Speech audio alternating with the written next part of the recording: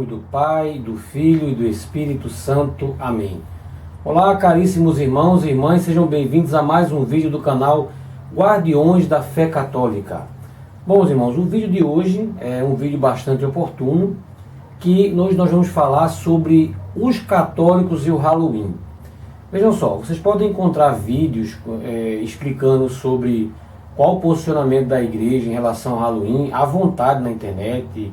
Padre Duarte Lara, os Arautos do Evangelho, tem muita coisa, tá? Professor Felipe Aquino, tudo, mas sempre há algo a acrescentar, tá? Então eu decidi fazer esse vídeo, queria ter feito ano passado, acabou passando a data eu não fazendo. Eu estou fazendo esse vídeo hoje com todo carinho para tentar tirar suas dúvidas em relação ao Halloween. E aí, já, o Halloween é uma prática que o católico pode participar, é só uma brincadeira, é algo satânico e tal. Então, para a gente não dar uma resposta direta, vocês veem que os vídeos que eu faço nesse canal, eu sempre, em sua maioria, são vídeos longos, que eu procuro fazer uma certa pesquisa antes, para poder dar base, para você poder se posicionar sobre certas coisas, tá? Então, hoje, no caso do Halloween, por que eu decidi fazer esse vídeo? Vejam só, pessoal. O Halloween é uma festa tipicamente americana, tá? É algo tipicamente americano. Se a gente pudesse tentar encontrar um paralelo aqui com o Brasil, seria basicamente um carnaval, porque a profundidade que o Halloween tem na cultura americana é uma coisa gigantesca, é mais ou menos como o carnaval aqui para nós brasileiros, tudo. E acontece que o Halloween, apesar de todo o esforço que foi feito, ele não conseguiu penetrar no Brasil como penetrou na cultura americana. Mas ele acabou virando sinônimo de uma moda, uma espécie de moda, acabou sendo absorvido por muitas pessoas, sobretudo através do cinema, das HQs, desenhos animados, clássicos, séries de TV, cursinhos de inglês, escolas. Então hoje o brasileiro sabe o que é o Halloween. Hoje você pode ir, às vezes você passa numa loja de utilidades, como eu passei um dia desses aí, uma pessoa passou e me contou, aliás, e já tinha enfeite de Halloween sendo vendido. Boates, clubes. Então é uma festa que ela, apesar de não ter a mesma penetração que o carnaval na cultura brasileira, ela não ficou tão popular, ela já é bastante conhecida. E aí muitos católicos ficam com receio, sem saber o que fazer. Poxa, a escola do meu filho vai ter uma festinha de Halloween, pediram para ele vestir de algum bruxo, fantasminha e tal. Tem algum problema, gente? Então é sobre isso que a gente vai falar, tá, pessoal? Vejam só, a primeira vez que eu tive contato com o Halloween,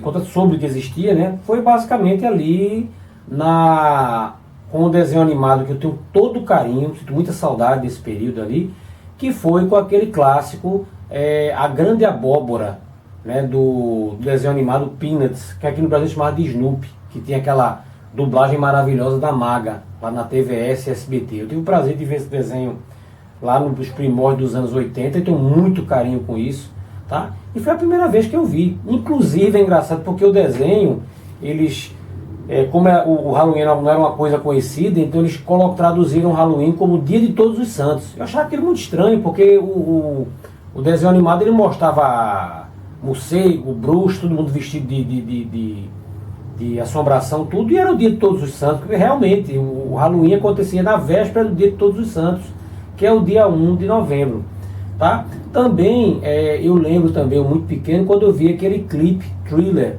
do Michael Jackson, ali no início dos anos 80, lá também, que fez muito sucesso.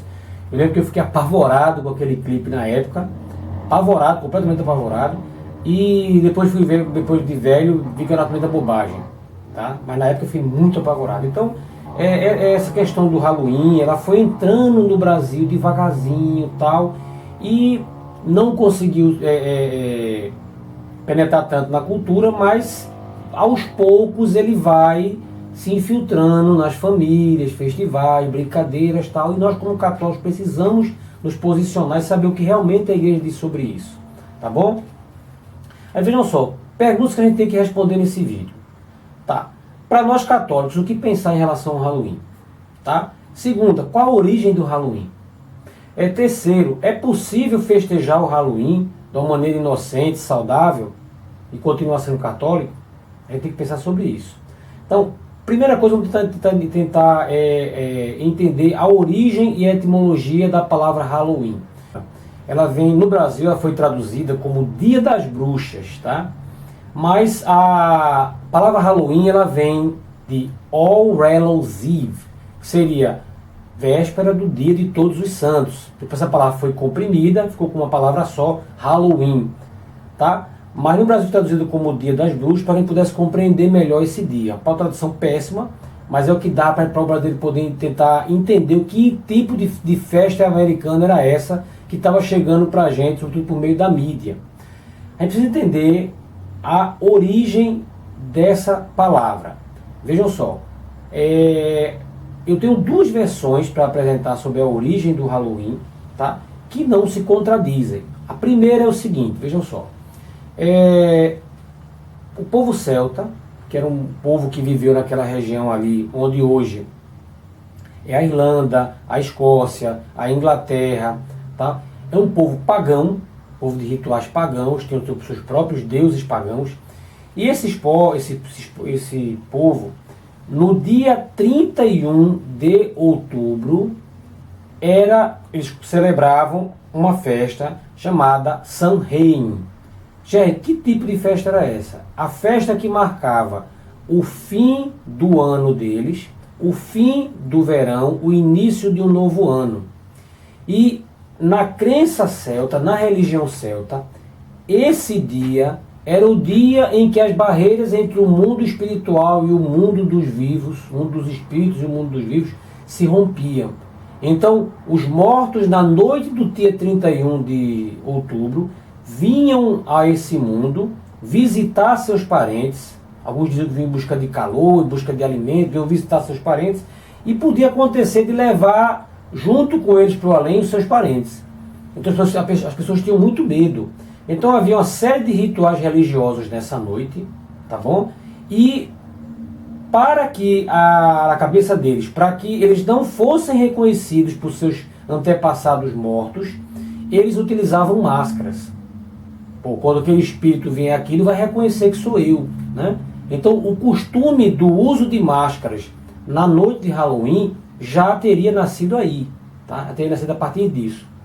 Então, acontece que os celtas, depois eles foram evangelizados pela igreja. Quando os primeiros missionários chegaram lá, eles viram esses costumes pagãos celtas. E a igreja, pessoal, estava num período em que ela estava evangelizando a Europa, de uma maneira bastante acelerada. E nessa época, o Papa era São Gregório. São Gregório, ele, quando enviou missionários para lá, ele deu a seguinte orientação. Tem uma que ele deu, que eu achei aqui no livro, para um missionário chamado Santo Agostinho. Não é Santo Agostinho de Hipona. Que ele dizia o seguinte: destrua o menos possível de templos pagãos. Destrua apenas seus ídolos. Borrife água benta neles, erga altares e ponha relíquias nos prédios. Então a igreja procurava, sempre que evangelizar um povo pagão, aproveitar o máximo possível da cultura dele, que não entrasse em choque com o evangelho. A igreja fez isso ao longo de toda a sua história e funcionou muito bem, tá? É aqui que São Paulo dizia, né? Observar e tudo, abraçar o que é bom. E fez isso com os povos celtas também. Foi tentando tirar da cabeça deles essas crenças pagãs, esse apego aos deuses pagãos. E na mesma época, o que acontece? O Papa, até fiz a anotação aqui, o Papa Gregório III, ele consagrou o dia 1º de novembro ao dia de Todos os Santos. Depois dele, o Papa Gregório IV estendeu a festa a toda a igreja, no ano de 834 d.C. Então, a igreja colocou o dia de Todos os Santos exatamente no dia posterior ao dia 31 de outubro. Era uma forma da igreja tentar tirar da cabeça dos pagãos essa ideia de celebrar o dia 31, o dia 1, aos mortos. Não, vamos celebrar os santos. É os santos que a gente vai celebrar. Os servos de Cristo, aqueles que viveram a santidade, que estão no céu, que intercedem por você. Tem um ditado que diz assim: você só destrói aquilo que substitui. Então a igreja também fez isso também. Então ela procurava muitas vezes pegar uma festa pagã e colocar uma festa cristã em cima. para soterrar aquela festa pagã ali. E muitas vezes funcionou muito bem ao longo da história. Porque o cristianismo, pessoal, diferente do islamismo, ele nunca foi um projeto globalista. O islamismo, quando ele vai crescer na base, sobretudo na base da espada, ele vai destruindo as culturas aonde ele se introduz. Porque o islamismo, ele é ao mesmo tempo uma constituição, um código civil, um código penal, um manual de costumes para a sociedade e tal. Então ele se impõe. Enquanto o cristianismo, ele não tem a intenção de se confundir com o poder temporal. Jesus, ele quando diz que dá a César o que é de César, dá a Deus o que é de Deus, ele está deixando muito claro essa separação. E a igreja sempre entendeu muito bem isso. Sempre houve na história da igreja a esfera temporal, exercida pelo Estado, pelos governantes temporais, e a esfera espiritual que a igreja exercia. Então, quando ela chegava numa cultura, ela procurava preservar o máximo possível aquela cultura. Fez isso com os celtas. Só que essas práticas pagãs, elas nunca somem completamente. Jamais somem completamente. Você pode ver aqui no Nordeste mesmo, sou aqui de Recife, em algumas cidades do interior, você vai lá, muitas vezes tem a rezadeira, tá?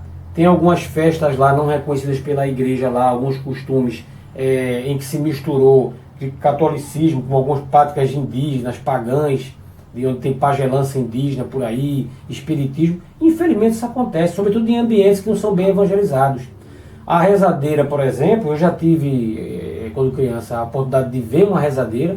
Não era uma rezadeira metida com macumba, mas você vê que é o seguinte, ela reza o credo, ela rezava o Pai Nosso, a Ave Maria, e ao mesmo tempo fazia uma série de rituais que não tinha nada a ver com a igreja católica. Um galho de pinhão, tinha que fazer uma sequência, tinha que rezar uma quantidade determinada de orações, tal, coisa que não tem absolutamente nada a ver com a fé católica. E isso aconteceu também lá com os celtas. Nem todos abandonaram essas práticas. Tá bom? Essa versão é a versão mais conhecida. Tem uma outra versão que eu considero complementar a essa, que eu peguei na página do padre Paulo Ricardo, que diz o seguinte, que a igreja fez esse processo de cristianização, né? E, por exemplo, as pessoas iam nos cemitérios e levavam velas para acenderem nos cemitérios, que é uma prática que a gente tem até hoje, né? Então, por exemplo, pode ser que a prática lá de acender velas numa abóbora, nesse período do Dia das Bruxas, pode ter tido alguma raiz em relação aí? Pode ter tido. Foi um processo de corrupção de uma prática cristã. Tá? Existia também na época o costume de dar o pão dos pobres no Dia de Todos os Santos. Então, no Dia de Todos os Santos, o mendigo ia lá de porta em porta pedindo o pão dos pobres. A prática doce ou travessura pode ter tido alguma origem nisso daí? Pode, são teorias também. Tá? Então a festa do Halloween, ela tem uma origem católica, mais ou menos, tá? Porque você tem uma festa pagã anterior que foi cristianizada pela igreja, tá? Não completamente. E esta versão também diz o seguinte: quando aconteceu a rebelião protestante, e a rebelião protestante teve seu impacto na Inglaterra através do rei apóstata Henrique VIII, que funda a igreja anglicana, tá? Quando isso aconteceu, inicialmente Henrique VIII não tinha o interesse de protestantizar a igreja da Inglaterra, a qual ele tinha assumido o controle, mas os reis posteriores a ele, as rainhas, começaram esse processo. Então, a rainha Elizabeth I, por exemplo, que era uma rainha inglesa protestante, ela proibiu qualquer tipo de celebração memorial aos mortos na Inglaterra, como uma boa protestante que ela era. A igreja da Inglaterra, quando ela rompe com Roma, ela vai sendo protestantizada e cria o que a gente conhece como igreja anglicana, que é uma igreja como se fosse uma mistura de protestantismo com catolicismo. Então ela proíbe. Então nessa versão que eu vi diz o seguinte, que o povo ele tinha essas práticas cristianizadas, ela destrói essas práticas, proíbe essas práticas e abre caminho para que as práticas pagãs lá dos celtas, que haviam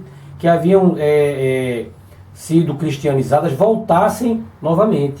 Faz todo sentido. Tá? E o que acontece? Em 1840, muitos irlandeses migram para os Estados Unidos e levam essa festa junto. Os Estados Unidos receberam uma quantidade de imigrantes no final do século XIX que foi gigantesca, tá? A cultura americana é tão rica, é tão diversificada, que foi muita gente para lá. Todo tipo de gente foi para lá. E levam essa festa para lá. Então essa festa é de origem inglesa, irlandesa, escocesa, tá? Leva essa festa para lá e ela vai se espalhando até tomar as proporções que a gente vê hoje, tá, pessoal? Então a origem da festa do Halloween é essa. Então ela tem uma origem pagã, há um período de cristianização que a igreja consegue fazer, ela depois é desnaturada e se torna o que a gente viu hoje, tá? Uma festa meramente pagã, onde você só fala de diabo, espírito, alma penada, vampiro, bruxa ou os cambal. É isso que a festa de Halloween se tornou, tá?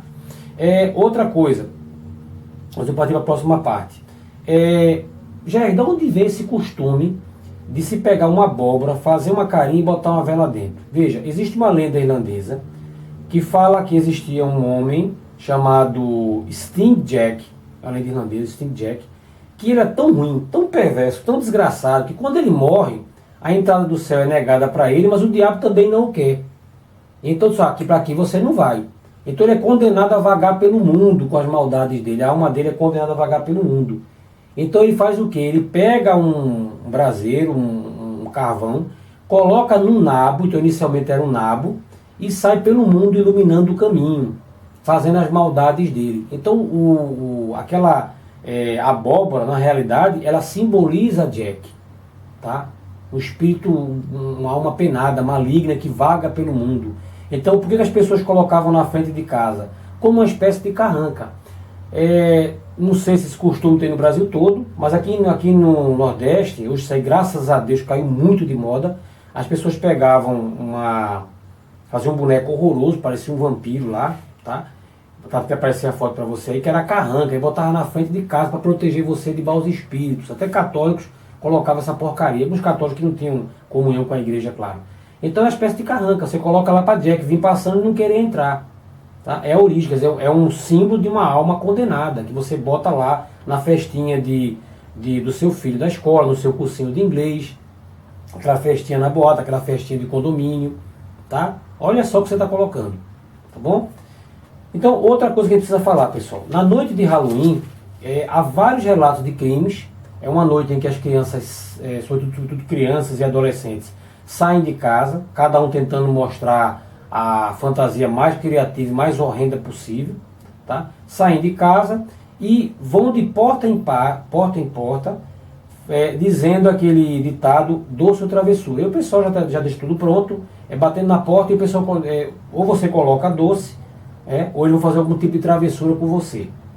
Tá? Relatam que há muitos crimes nessa noite, e há muitos relatos de que é nessa noite que os satanistas fazem seus principais rituais.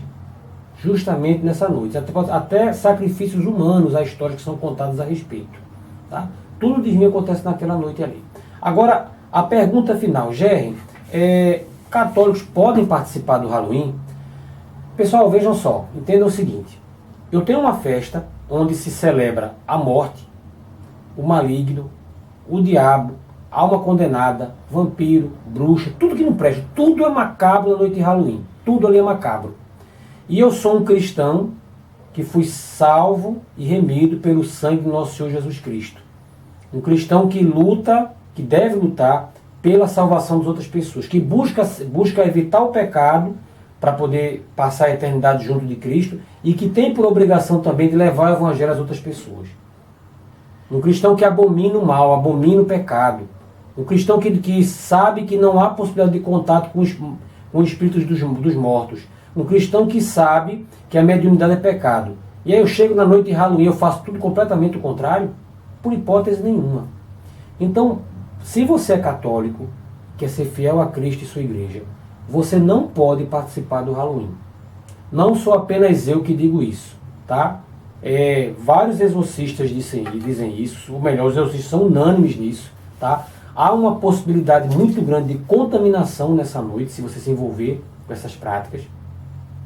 Então o conselho que eu dou a vocês: cursinho de inglês fazer uma festinha? Não vá nesse dia. Não, mas minha professora disse, não vou. Eu não vou participar, e ponto final. Deixa falar de vocês, não vou, faça outra coisa que eu vou. Agora, isso aqui eu não vou participar. Por mais que seja brincadeira, por mais que o pessoal não ligue, não vou participar. Ah, festinha da escola, seu filho não vai. Você não vai participar. Mas é uma bruxinha, é um Gasparzinho. Não vai, ponto final. Agora, vejam só, pessoal. As crianças, elas gostam muito desse tipo de brincadeira. Eu lembro quando eu era criança, depois vou fazer um vídeo só sobre isso, tá? Aqui no Nordeste também, graças a Deus, isso aí praticamente sumiu, pelo menos aqui em Recife, tinha o costume de distribuir doces na festa de São Cosme e Damião. Tá? Infelizmente, isso aí era uma festa paganizada. Existe a festa de São Cosme e Damião oficial da igreja, e existe aquela que é paganizada, sincretista, que aqui no Nordeste foi muito forte no passado, hoje caiu bastante. E a gente adorava ir de casa em casa lá recebendo aquele pacotinho de doce. Eu ainda nem comer, mas queria ter o prazer de chegar lá e receber. Era uma festa só. Então, criança gosta muito disso, de fantasia, de brincadeira e tal. Aquela frase que eu disse a você, a gente só destrói aquele que se substitui. Não sei até que ponto esse ditado pode ser verdadeiro, mas ele funciona em muitas ocasiões. Então, o que muitas paróquias têm feito? Você pega a criança e você, ao invés de vestir-a de bruxa, de capeta, de fantasma, seja o que for, faça ela se vestir usando de uma roupa de algum santo, de alguém virtuoso que já está no céu, para ela botar na cabeça dela, puxa vida, eu estou aqui fantasiado de Santa Teresinha, eu estou fantasiado de São Francisco de Assis, é aquele que está no céu intercedendo por mim. Então você está usando a técnica que o mal faz, você está cristianizando ela, e ao invés de utilizar aquelas fantasias, aquele costume, aquele clima de festa, para levar a criança a achar normal caveira, coisas malignas, feiticeiros, coisas que afastam aquela pessoa de Deus e levam ela ao paganismo, você está utilizando aquela técnica para aproximar a pessoa de Deus. Então, se você na sua paróquia tem a oportunidade de fazer isso, faça. É uma ótima oportunidade de fazer. Você vai estar fazendo o que a igreja sempre fez ao longo da sua história, cristianizando os pagãos. Pegando aquilo da cultura dos pagãos que dá para mudar e mudando. E sempre funcionou muito bem. Tá? Outra coisa, só para terminar, pessoal, é que, como eu falei dessa questão da corrupção, dos elementos que a igreja tem que introduzir numa cultura, que às vezes não funciona totalmente, temos uma versão meio Halloween latina, que fala-se muito pouco, e que você só tomei conhecimento através de filmes. Já que versão é essa? No México, no dia 2 de novembro, veja, o dia de finados, é pior ainda, porque eles se utilizaram de um feriado católico, o dia de finados, existe o Dia de los Muertos, eu acho que é meu espanhol é péssimo. É um dia em que muitos mexicanos fazem um festival pagão, que é uma mistura de elementos da Igreja Católica com crenças indígenas. O que aconteceu? Aquele mesmo processo que eu falei para vocês. Você tem a evangelização do México, você tinha práticas medonhas dos índios que viviam no México quando os espanhóis chegaram, práticas horrorosas, tudo envolvia sacrifício humano, muito sangue, osso, feitiçaria, era uma coisa horrorosa. E os espanhóis católicos foram tentando mudar essas práticas aos poucos, mas isso nunca some completamente dessas culturas. Então, no dia 2 de novembro, que é aquele dia em que a igreja escolheu para lembrar os mortos, interceder por eles, pensar na ressurreição, pensar na salvação, interceder, pedir indulgência à igreja para que seus entes queridos que estão no purgatório possam chegar no céu o mais rápido possível, tá? Meditar sobre a morte, um dia maravilhoso, o dia 2. Esse dia, muitos mexicanos fazem o quê? Fazem um festival lá onde você tem caveira, gente se pintando de morto, fazem uns altares pagãos horrorosos lá, tem até uma animação aí, até esqueci o nome agora, que ela mostra sobre isso, nessa cultura mexicana que acontece nessa noite, e é uma coisa horrorosa, tá? Que a pessoa olha, é o dia de finados. Não, ali não é o dia de finados, ali é uma festa pagã que está aproveitando o dia de finados. A forma correta de você viver o dia de finados é indo à Santa Missa, visitando o cemitério para lá ver como é que está a sepultura, caso o seu parente que está enterrado lá tem uma sepultura exclusiva para ele, né? Ir lá, arrumar, rezar por ele, pode acender uma vela também. Lembrando, nós não acendemos velas para poder o morto buscar lá, o espírito do morto procurar uma luz, porque ele está na escuridão. Não é nada disso. A vela lembra a luz de Cristo. A vela num túmulo, ela só tem o sentido de dizer, eu creio na ressurreição. Ela é apenas para ajudar você a rezar e é um instrumento para você lembrar que quer que a luz de Cristo esteja com a alma do seu ente querido que esteja no purgatório. Mas o morto não precisa de uma vela física acesa, precisa de oração. Se ele estiver no purgatório. Se estiver no céu, não precisa mais de oração. Se estiver no purgatório, ele precisa. E a vela é o símbolo dessa oração que você está fazendo. Tá bom? Então, meus irmãos, eu fiz esse vídeo agora para poder mostrar a vocês qual o posicionamento o católico deve ter em relação não só ao Halloween, mas a qualquer tipo de festa sincrética, como o Dia de los Muertos, que eu falei para você agora. Seja um católico que vive a fé da igreja, e exclusivamente da fé da igreja. Não interessa em que tipo de cultura você está inserido. Nós católicos, a gente busca viver a cultura do lugar onde a gente vive, até o ponto em que ela não entra em contradição com a nossa fé católica. Então, agradeço a você por ter assistido esse vídeo até agora. Peço que você se inscreva no nosso canal, se ainda não é inscrito. Dê o seu like para ajudar o vídeo a ter relevância. Verifique se a sua inscrição continua ativa. Nos siga nas nossas redes sociais também, está aparecendo para você nas nossas redes sociais aí também. Temos mais duas plataformas de vídeos aí, no Rumble e no Cos TV. Você pode ir lá acessar. Caso até se você de repente não encontrar a gente aqui no YouTube, a gente vai estar lá nessas plataformas. E, por favor, peço que você reze por nós também e divulgue o nosso canal. Quanto mais pessoas participarem do canal, quanto mais visualizações a gente tiver, a gente não está praticamente ganhando nada vários vídeos estão monetizados, mas a gente não está, pela quantidade de visualizações, a gente não está ganhando praticamente nada com isso. A intenção da gente realmente é pregar a fé católica e ajudar você a conhecer cada vez mais a sua fé. Amém, meu irmão? Então, até o próximo vídeo. Reze por nós. Que Deus abençoe a todos. Em nome do Pai,